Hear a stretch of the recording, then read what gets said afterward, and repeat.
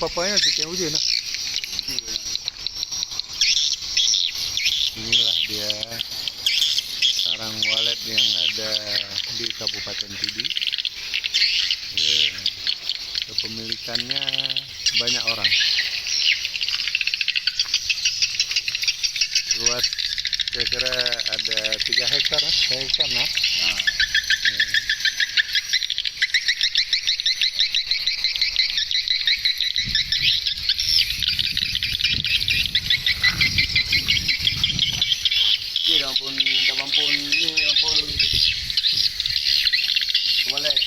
Walet nah.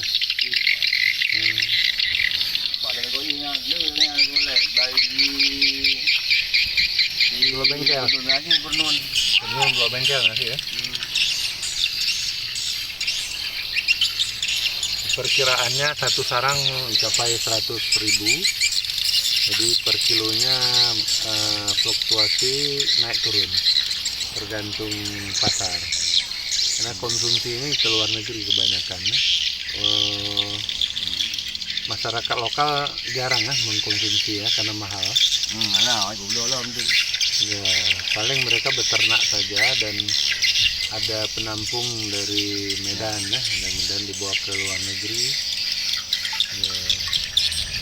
Oke, sampai jumpa.